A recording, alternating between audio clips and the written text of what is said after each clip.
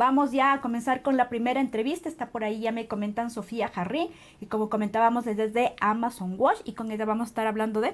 Y parte de la Alianza de Organizaciones de Derechos Humanos. Esta alianza creada tras lo ocurrido en octubre de 2019, un espacio de articulación importante, en tanto a que hay varias organizaciones que se mantienen al pendiente de lo que sucede con los derechos humanos en Ecuador. Vamos a estar conversando con Sofía Jarrín. Hoy, nada más, en unos minutos, tienen la presentación de un informe sobre la situación de las personas defensoras de derechos humanos en el país.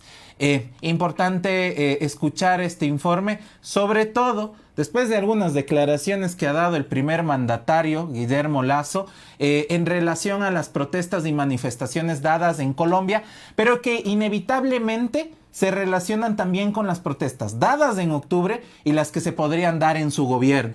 De esta forma le damos la bienvenida a Sofía Jarrín, le pedimos, ya estamos en pantalla. Muy buenos días, Sofía. Buenos días con todas y todos y muchísimas gracias por la invitación. Mencionaba y que es un tema que debemos abordar y creo que es el pie justo sobre lo que sucedía en el 2019, la protesta de octubre.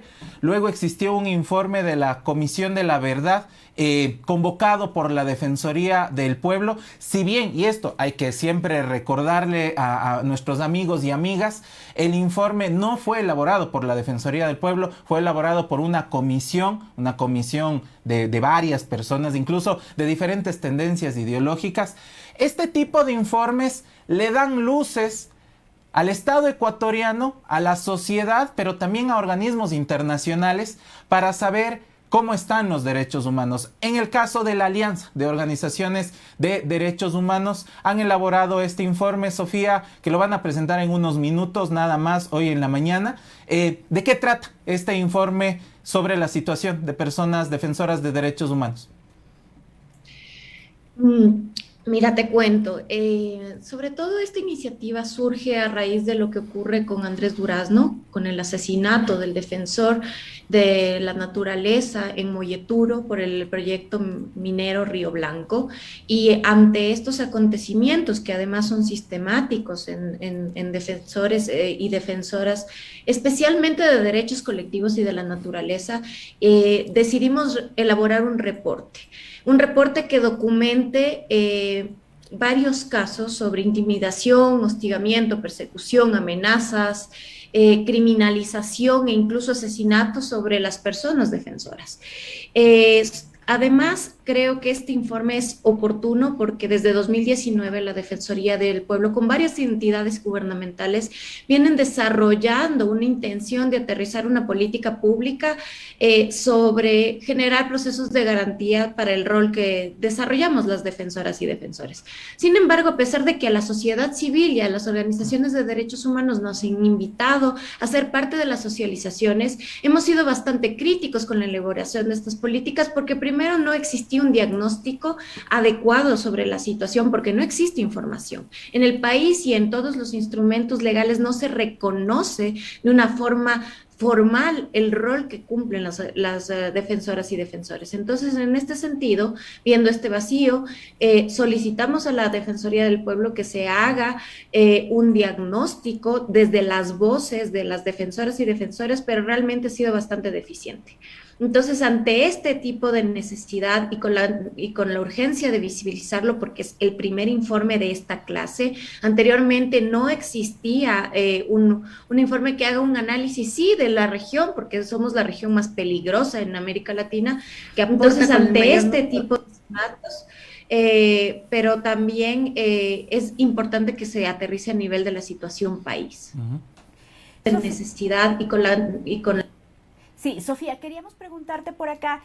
Hace unos meses se ratificó el acuerdo de Escazú por parte del Estado ecuatoriano. Coméntanos un poco qué significa este acuerdo y también cómo se inserta con el tema de los defensores de derechos. El acuerdo de Escazú ya tiene ratificado desde el año pasado, realmente entra en vigencia desde el 22 de abril de este año, sí, y es muy importante porque es un acuerdo que justamente establece acciones de transparencia, acceso a la información y garantías de participación a personas defensoras de derechos humanos, pero particularmente que están asociadas a causas de defensa del ambiente. Es muy importante este acuerdo porque además es el primer acuerdo regional vinculante. Es decir, que si bien los estados que suscriben y ratifican acuerdos internacionales en materia de derechos humanos están en la obligación de implementar políticas afirmativas para poder aterrizar estos tratados, el hecho de que sea vinculante es de obligatorio cumplimiento y además que es como un proceso mucho más fuerte. Entonces, en ese sentido, por ejemplo, además de que el Estado está obligado a generar entornos, escriben y ratifican acuerdos internacionales en materia de derechos humanos, para poder desarrollar esta labor, es importante que además establezca, por ejemplo, un sistema integral de protección, donde si es que existen vulneraciones a personas defensoras, sean adecuadamente investigados, que se encuentre a los responsables y que las personas defensoras y sus familias que son víctimas de este tipo de riesgos tengan acceso a reparación y a no repetición. Digamos, durante la pandemia y también un poco de alguna manera durante los años anteriores, los proyectos extractivos, por ejemplo, como que se congelaron y paró un poco la conflictividad social en algunos puntos, evidentemente. Pero ¿nos puedes comentar, por ejemplo, cuáles son los puntos de tensión, sobre todo lo que tiene que ver con extractivismo, que ahorita justamente ponen en vilo lo que significa los derechos humanos? Mira, te cuento, yo realmente diciendo un poco con ese criterio de que se pusieron en pausa. De hecho, con el confinamiento y las medidas de restricción, cuando se estableció el estado de emergencia, hubieron varias limitaciones en cuanto a los estados de excepción de movilidad y restricción de derechos de las ciudadanas y de los ciudadanos. Y varios sectores económicos sí se paralizaron. Sin embargo, se decretó que el sector extractivo era prioritario, por lo tanto no se detuvieron. Lo que creo que se detuvieron es más bien, como estamos dentro de casa, nuestra capacidad de hacer un monitoreo presencial sobre las causas o los abusos que existen es mucho más limitado. Sin embargo, en este contexto se dieron varios acontecimientos de vulneraciones de derechos. Por ejemplo, existió el derrame del 7 de abril de 2020 que afectó a más de 27,000 indígenas quichuas, donde hubo el derramamiento de 15,800 barriles de petróleo y combustible. Entonces, también tenemos el caso de lo que ocurrió con Andrés Durazno o los procesos de persecución, hostigamiento que ha tenido las compañeras y compañeras del pueblo Xuararután a causa de empresas mineras como Solaris Resources y Ecuasólidos, que también de la nacionalidad Shuar. Y entonces, y algo muy particular que les quiero comentar en cuanto al reporte. El reporte documenta 22 casos, que visibiliza la situación de 449 personas en los últimos 10 años. Por supuesto, esto no es todo el universo de defensores y defensoras que tienen riesgo en este periodo de tiempo, sino de los casos emblemáticos que nosotros, como Alianza, de las 18 organizaciones... Si no está. ¿Perdón? No, continúa, disculpa, Sofía, sí.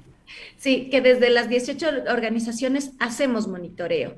Ahora, de esos 22 casos, 18 tienen que ver con empresas extractivas o actividades económicas que generan explotación a la naturaleza. Entonces, realmente, el acuerdo de Escazú no solamente es pertinente, es urgente de implementarlo. De mi parte, quisiera regresar al tema de la protesta social.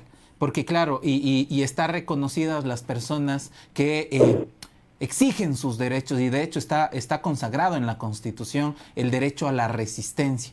Sin embargo, en los discursos políticos, desde lo ocurrido, incluso antes, pero se evidenció más en octubre de 2019, este tema de la criminalización de la protesta social. Si bien hay que distinguir aquellos hechos que por vía judicial son investigados, ¿no es cierto?, sobre cuestiones particulares. En medio de octubre de 2019 hablemos justo del incendio de la Contraloría tan nombrado, pero que ocultan a partir de este hecho otras acciones que son legítimas de protesta y que en el discurso político están presentes. ¿Qué puede hablar o qué va a hablar del informe sobre esto, sobre el discurso de la criminalización a defensores y defensoras de derechos humanos? De hecho, el informe, la segunda parte del informe aborda casos sobre el uso indebido del derecho penal y también sobre la estigmatización que viven las personas defensoras de derechos humanos colectivos y de la naturaleza por parte de funcionarios o funcionarias del Estado. Una de las grandes conclusiones, que además que en Ecuador no existe un entorno seguro para desarrollar la labor de personas defensoras, es que además se nos ha declarado parte de ser enemigos del Estado. Y en eso están los casos emblemáticos del paro. Así es. En ese sentido, la mayoría de las denuncias, realmente es lamentable que todos los procesos de intimidación, amenazas, hostigamientos, ya sean procesos de judicialización y involucren, por ejemplo, la participación de la policía o de las Fuerzas Armadas. Además, en los procesos de estigmatización en el paro son muy fuertes, a pesar de que las investigaciones fueron concluyentes de que los actores materiales sobre la quema de la Contraloría fueron agentes o efectivos policiales y militares. De hecho, sigue existiendo esa estigmatización por parte del Estado. En ese sentido, es absolutamente intolerable que exista eso y además, cuando existe eso, los mismos relatores especiales sobre el tema de defensores han planteado que los estados tienen que generar medidas positivas en el sentido de sancionar a los funcionarios y también generar procesos de capacitación para promover la labor de personas defensoras, porque es un elemento transversal no solamente para las poblaciones que están en riesgo, sino también para la consolidación de la democracia y del Estado de Derechos. Ahora, es absolutamente preocupante que existan este tipo de manifestaciones por parte del presidente electo, que no es la primera vez. De hecho, antes en el Foro de la Libertad, previo a su posicionamiento, ya hizo declaraciones de este tipo de naturaleza, destacando que realmente los procesos que son totalmente legítimos en cuanto, además, dentro de los procesos de exigibilidad y garantías de derechos,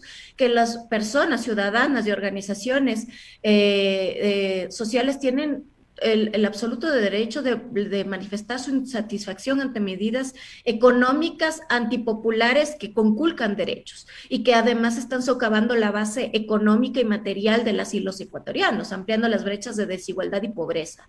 En ese sentido, el hecho de que el presidente además promueva y legitime acciones de asesinato, persecución y criminalización, celebrando las acciones de Iván Duque, donde nuestras compañeras y compañeros que están en la primera línea en este momento están siendo absolutamente reprimidos y asesinados, desaparecidos y torturados. Es algo realmente... es algo realmente totalmente rechazable, rechazable porque realmente el primer mandatario lo que debería es más bien hacer un llamado a que exista garantía de derechos y que por favor que si se genera cualquier tipo de acción exista ante todo la prevalencia de poder proteger y garantizar la seguridad de las y los ciudadanos. Y justo, Sofía, sobre este tema, la relación que existe con la fuerza pública y con la política de seguridad, ¿cómo lo han visto desde las organizaciones de derechos humanos?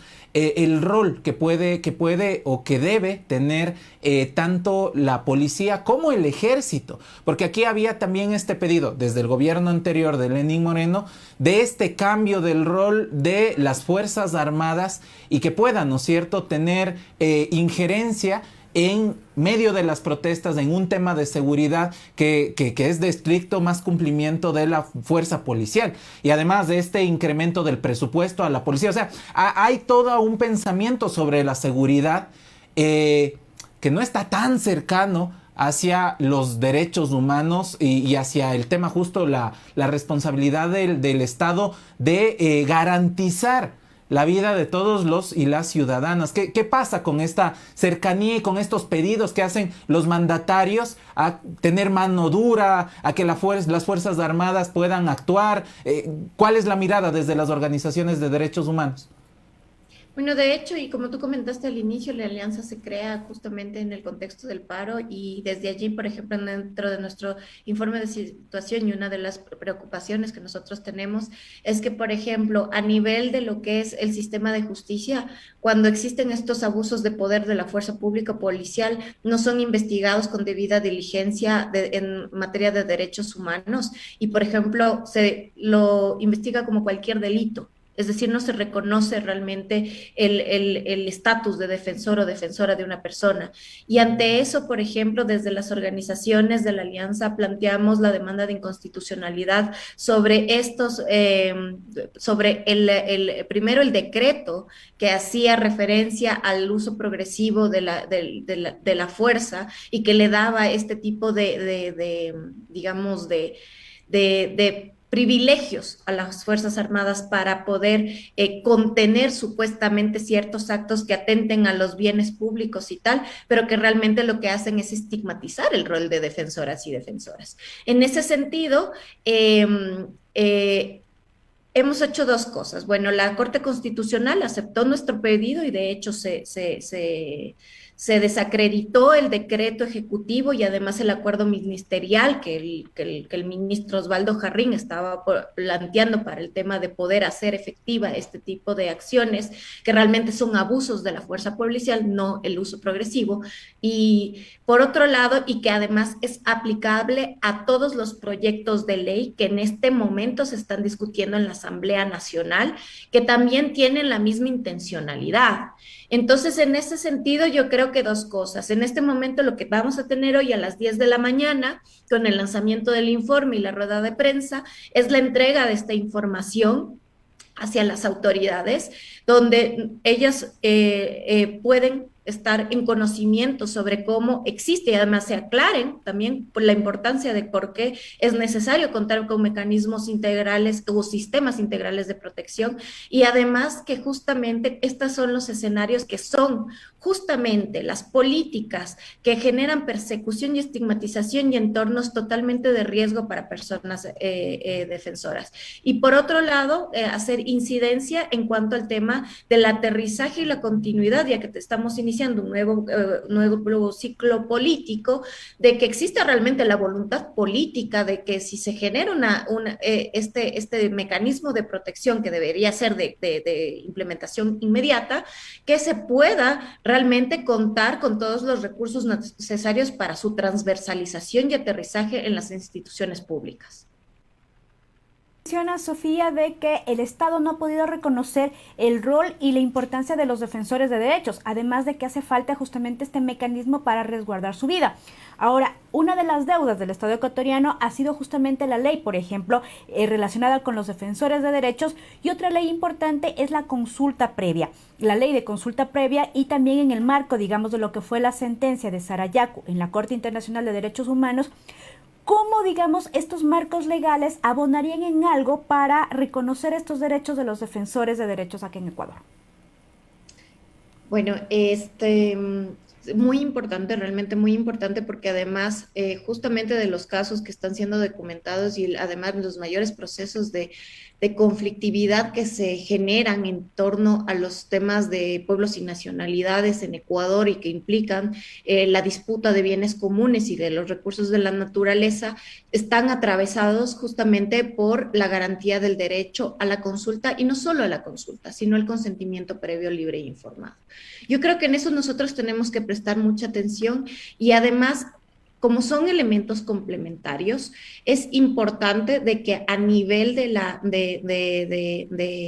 tanto el precautelar el tema de defensores, también se amplíe este tema, que son realmente en tema de derechos humanos, son cosas comunes e interseccionales, entonces que tienen que ir mucho de la mano. Y de hecho el acuerdo de Escazú lo plantea así también, porque ahí se plantea el tema de participación en las decisiones políticas y los temas de consulta. En ese sentido, yo quiero también destacar destacar algo.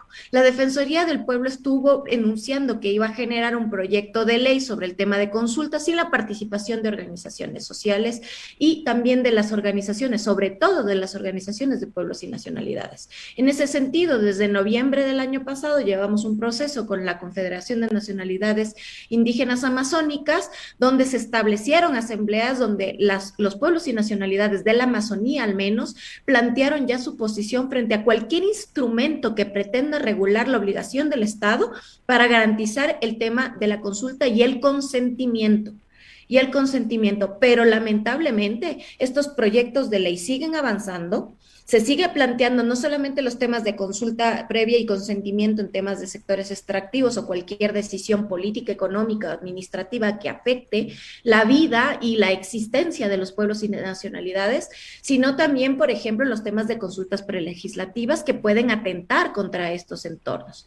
Y otro de los elementos muy preocupantes que nosotros también denunciamos y lo hicimos el 26 de mayo con el posicionamiento del presidente, que fue con el lanzamiento de nuestra declaratoria por la defensa de los derechos humanos de los pueblos y la naturaleza, donde destacamos 10 tesis que serían los mínimos de defensa.